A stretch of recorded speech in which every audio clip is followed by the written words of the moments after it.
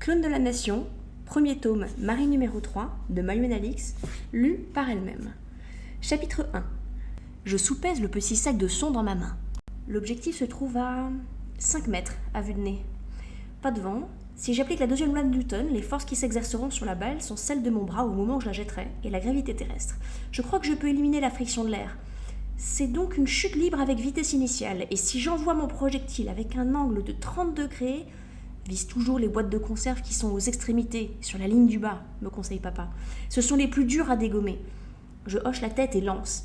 La balle s'écrase contre le dard tendu, derrière les pyramides de Chamboultou et retombe au sol avec un bruit mat. Merde. Pourquoi est-ce que j'arrive à calculer sans souci la vitesse à donner à un objet pour qu'il atteigne sa cible, mais mon bras est ensuite incapable d'exécuter correctement la commande? Attends, je peux essayer? Ça fait des années que j'ai pas joué à ce truc.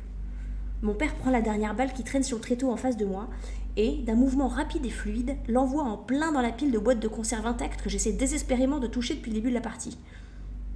Je fronce alors les sourcils. 3 boîtes métalliques sont encore debout, celles qui, il avait raison, se trouvent aux extrémités de la ligne du bas. En fait, c'est idiot ce jeu, je remarque. Tu as seulement 3 balles, quand il en faudrait un nombre équivalent ou supérieur au nombre de conserves qui forment la base pour t'assurer de détruire toute la pyramide. On te donne l'illusion que c'est un jeu d'adresse alors qu'en réalité c'est de la chance. Dis peut-être pas ça si fort, dit papa en m'entraînant par les épaules loin du stand. Ah oui, la tenancière est à 2 pas. Oups. Nous replongeons dans la foule clairsemée venue profiter de la kermesse du village pour le dernier jour de l'école primaire. Tu as raison, rajoute-t-il dès que nous nous sommes suffisamment éloignés. C'est un jeu de chance déguisé en jeu d'adresse. Je balaie les autres stands du regard, installés de part et d'autre de la rue, sous les larges auvents blancs tendus entre les maisons beiges, mises en place par le maire il y a quelques années pour protéger le village de la chaleur étouffante et du soleil. J'ai tout de même l'impression qu'à part la pêche au canard, il n'y a quand même rien qui ne prenne pas le client pour un pigeon. Papa rit légèrement. C'est exactement ce que disait ta mère quand on allait dans les fêtes foraines. Et c'est pour ça qu'elle choisissait toujours le tir à la carabine. Marie, au son de la voix de mon intelligence artificielle dans mon oreillette, un sursaut d'adrénaline me secoue tout entière. J'ai Sam qui veut te joindre. Ok, passe-la moi, je soupire. Depuis ce matin, j'attends les résultats d'enseignement sup. Alors à chaque fois que Clélia me parle, je m'imagine que c'est le fameux mail des admissions.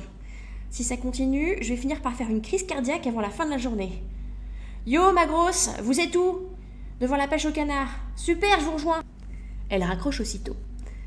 Ça m'arrive, j'informe mon père. Toujours pas de nouvelles d'enseignement sup? Non. 17h quand même, ça fait tard, hein. Ils abusent. Pas trop nerveuse? Si, un peu. Hello! Au milieu de la rue pavée, lunettes noires et cheveux courts en pétard, Sam se dirige vers nous d'un bon pas.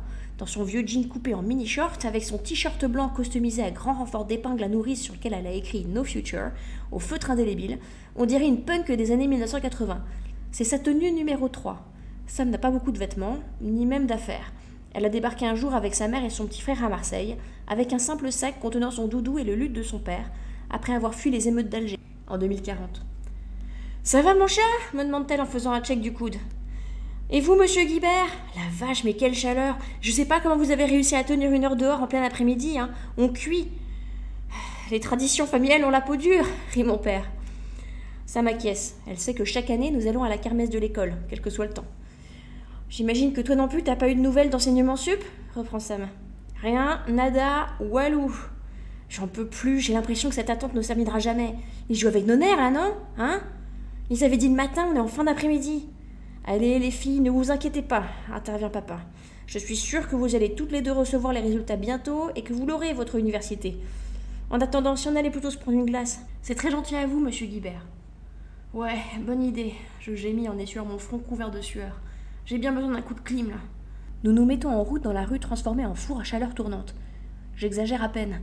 Malgré les toiles tendues, malgré le revêtement routier gris clair dernière génération, malgré les ventilateurs à énergie solaire qui font circuler l'air dans les artères principales du village, il fait 43 degrés et j'ai simplement l'impression de me déplacer au beau milieu d'une masse d'air chaud.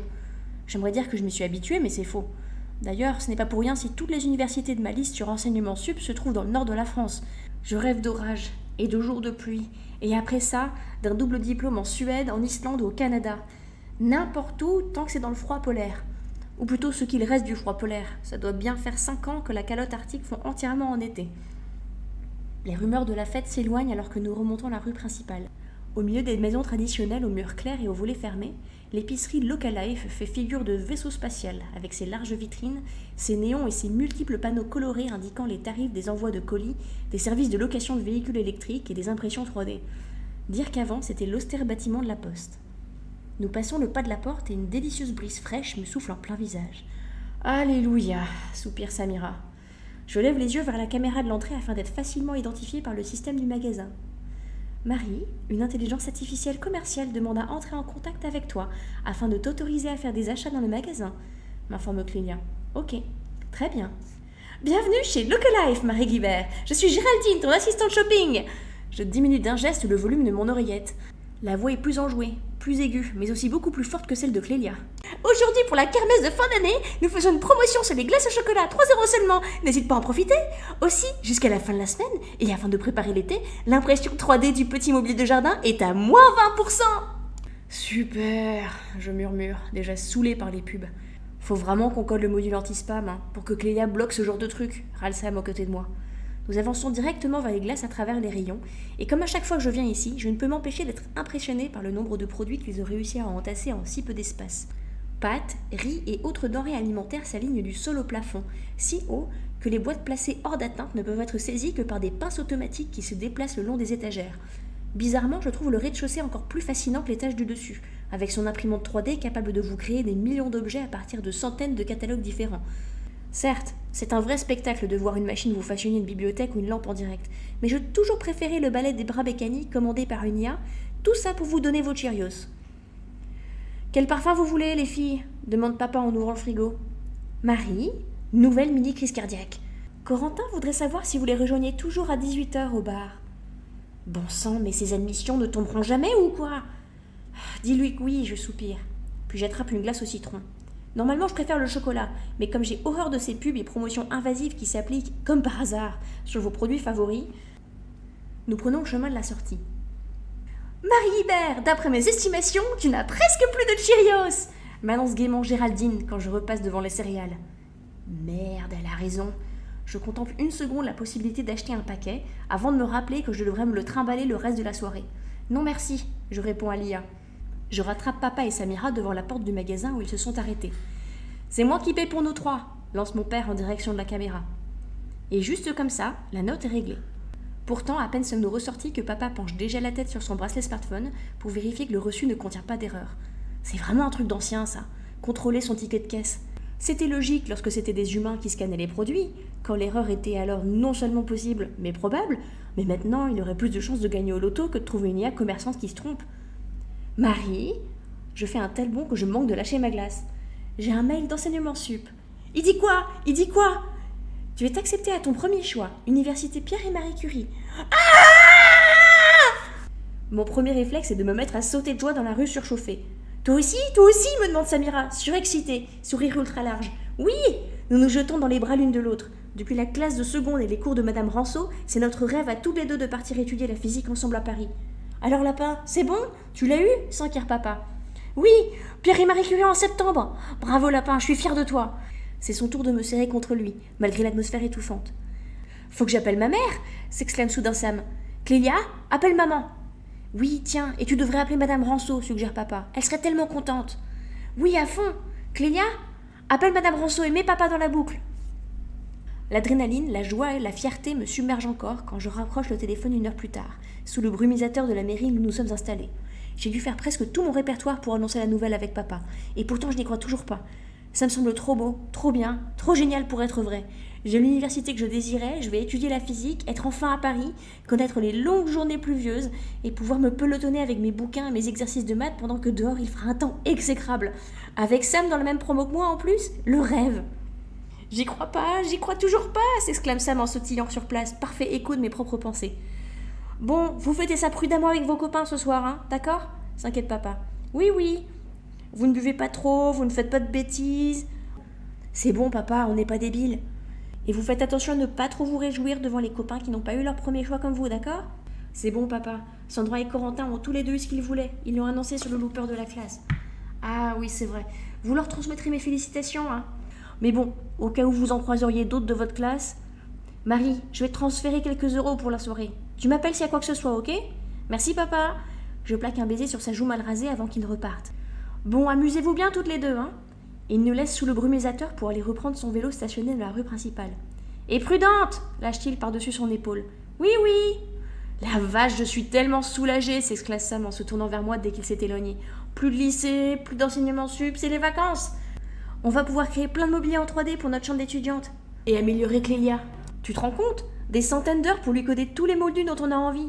Oui, et un bloqueur de pub, un bloqueur d'IA commercial, un outil de veille internet. Nous nous mettons en route vers le bar tout en faisant la liste des fonctions que nous voudrions ajouter à notre intelligence artificielle. Car Clélia n'est pas vraiment une IA normale. Sam et moi l'avons entièrement programmée. Sa mère comme mon père refusaient catégoriquement que nous ayons une assistante intégrée à nos smartphones. Vous n'allez pas finir comme la plupart de vos camarades de classe, incapables de vous remémorer quoi que ce soit si votre Siri, votre Alexa n'est pas là pour vous le rappeler, et puis livrer toute votre vie privée à des entreprises, à votre âge. Si vous voulez tant que c'est une intelligence artificielle, vous n'avez qu'à la coder vous-même. Qu'à cela ne tienne, c'est ce que nous avons fait. Ça nous a pris 3 ans, et Clélia est assez limitée comparée aux IA commerciales, mais au moins c'est la nôtre et les parents avaient raison. C'est assez agréable de savoir qu'elle ne vend nos données à personne. Nous sommes toujours à discuter de ce que nous comptons faire cet été lorsque nous arrivons en vue du bar. Pas de terrasse comme autrefois dans ce genre d'établissement, mais du quadruple vitrage, des murs épais et une climatisation. Sam pousse la lourde porte et nous pénétrons toutes les deux dans le merveilleux îlot de fraîcheur. « Ah, ça fait du bien !» s'écrie Sam. Comme je l'anticipais, le bar est bondé après la kermesse et le peu de lumière qui filtre par les étroites fenêtres donne à cette vaste pièce des allures de caverne sombre. « Tu les vois, toi ?» demande Sam en relevant la tête vers la caméra de l'entrée pour que l'IA du commerce nous identifie plus facilement.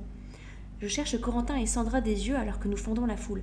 Là, attablés devant des bières déjà quasi vides dans un coin de la pièce, ils nous adressent de grands signes enthousiastes dès qu'ils nous repèrent. Cheveux blonds vénitiens, plutôt menus et toujours tirés à 4 épingles, Sandra est l'archétype de la bonne élève. À côté d'elle, Corentin fait figure de hippie, avec ses pantalons de lin et ses éternels t-shirts de coton trop larges pour lui. Ses fringues nous laissent respirer. Il fait chaud ici, je vous rappelle. Pourtant, ces deux-là sont aussi inséparables que Sam et moi, et ce depuis le collège. « J'ai eu veto !» s'exclame Sandra. « Et moi histoire ! Tous les deux à Brest !»« Eh, mais c'est génial ça !» lui répond Sam en lui faisant la bise. « Vous voyez, vous allez enfin l'avoir, votre clim en extérieur !»« Va falloir changer de garde-robe, Corentin !» je m'esclaffe. « Tu vas plus pouvoir laisser ton corps respirer avec le temps qu'il fera là-bas. » Ouais, je me prépare mentalement à porter des jeans. Et peut-être même une chemise. La vache, on n'a pas eu nos résultats depuis 1 heure que t'es déjà en train de te transformer en adulte, remarque Sam. Fais gaffe, hein, ça commence comme ça et ça finit par discuter plan d'épargne retraite à la pause déj. Parce que toi, tu vas t'acheter aucune nouvelle fringue, même pas un manteau, je demande pour la taquiner. Sam fait la moue. C'est un sujet de moquerie récurrent entre nous. Depuis qu'elle a dû abandonner toutes ses affaires en urgence lorsqu'elle a quitté Alger, il y a 5 ans, elle n'achète plus rien sans y réfléchir au moins 6 mois, et sans avoir l'assurance de pouvoir l'emporter avec elle. Je l'ai déjà vu s'entraîner à rassembler la totalité de ses possessions en moins de 5 minutes, et son grand sac à dos de voyage est toujours à moitié rempli par du matériel de survie. Tu sais jamais, si un jour tu dois tout quitter en catastrophe, tu peux très bien te retrouver à errer en plein maquis pour éviter les routes, et à ce moment-là, tu seras bien contente d'avoir une douche portable et une trousse de secours. Le seul truc qu'elle a prévu de laisser derrière elle, c'est son ordinateur, et encore il est quasi vide.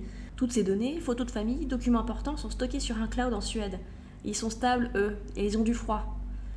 Pourtant, après 5 ans à tourner sur un pantalon, 2 shorts, un impair, un pull et 5 t-shirts, il va bien falloir qu'elle investisse si nous partons à Paris. Bon, allez, je me prendrai peut-être un manteau, concède-t-elle. Mais seulement quand on arrivera à Paris. Vous avez eu Paris ? L'interrompt soudain Sandra. Oui, on va toutes les deux à Pierre et Marie Curie. Ouais, il faut qu'on fête ça. Marie, un message de ton père pour t'informer qu'il t'a viré 60 € à consommer avec modération. Yes ! Mon père m'a envoyé des sous. La première tournée pour moi. Vous prenez quoi ? Bière pour tout le monde ? Ouais. J'attrape leurs 2 verres vides et me dirige vers la tireuse incrustée dans un des murs. Se tenir droite surtout. Parler intelligemment, ne pas trébucher. Si l'IA qui contrôle le débit de boisson ne repère qu'un tant soit peu d'hésitation, elle me demandera de souffler dans les télétests pour m'assurer que je ne suis pas déjà trop alcoolisée. Et je n'ai pas tellement envie de passer pour quelqu'un de déjà bourré alors qu'il n'est que 18h. Clélia, autorise l'IA du bar à se connecter à mon smartphone. Tout de suite, Marie. Je me place alors devant la tireuse, le dos raide, et fixe le petit œil noir juste au-dessus. 4 bières blondes pour 4 personnes, toutes sur mon compte. Bien sûr, répond la chaleureuse voix habituelle dans mon oreillette.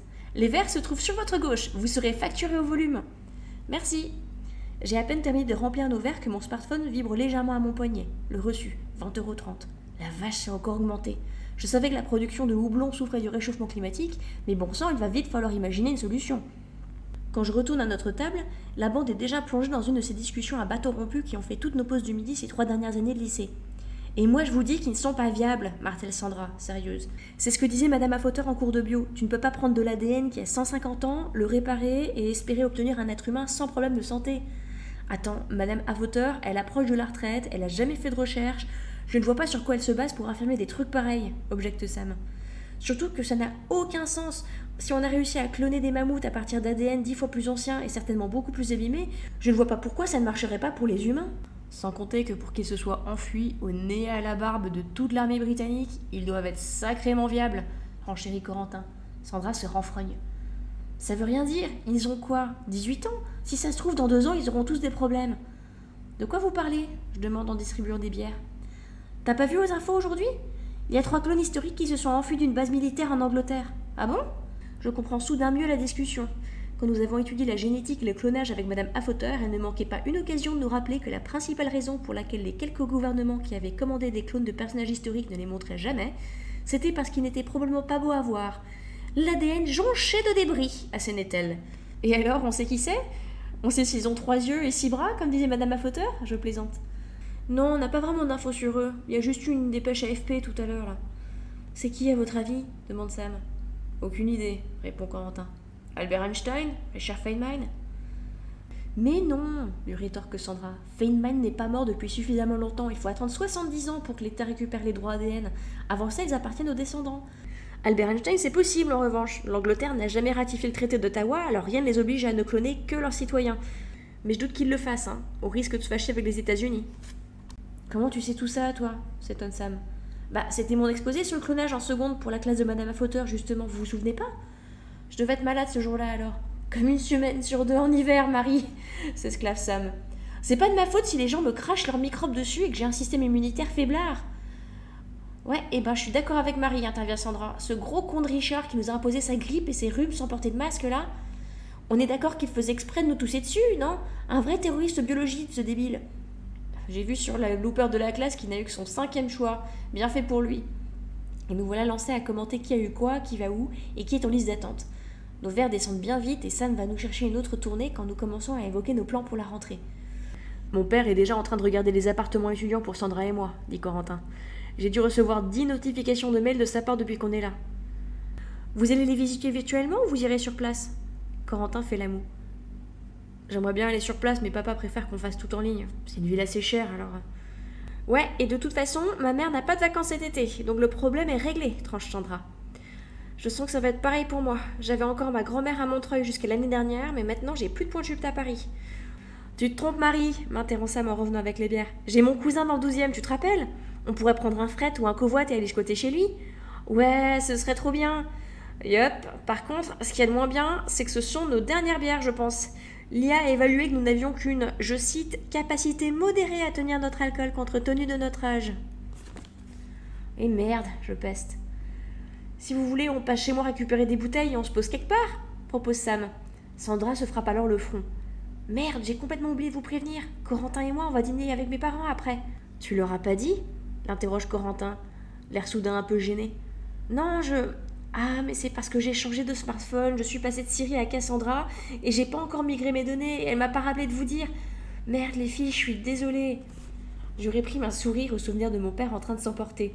Vous n'allez pas finir comme la plupart de vos camarades de classe, incapables de vous remémorer quoi que ce soit si votre Siri ou votre Alexa n'est pas là pour vous le rappeler. Ça ne fait rien, je lui réponds. On continuera la fête avec Sam. Hein, Sam?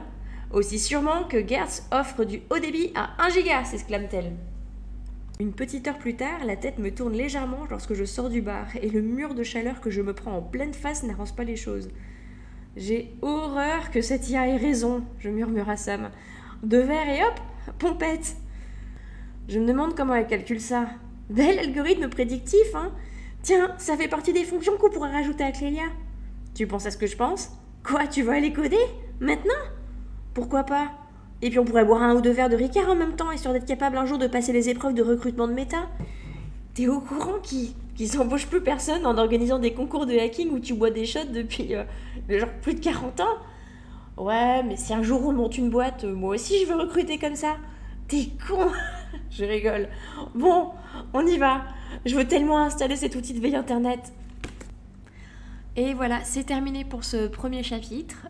Donc pour avoir la suite, voilà, il faudra vous jeter sur le livre. Donc le livre, c'était Clone de la Nation, donc le premier tome qui s'appelle Marie numéro 3. Il y aura un deuxième tome, c'est une duologie. Le deuxième tome sort en octobre. Donc voilà, pour d'ici la fin de l'année, l'histoire sera terminée. Donc là, j'espère encore une fois que ça vous a plu et je vous dis à très bientôt.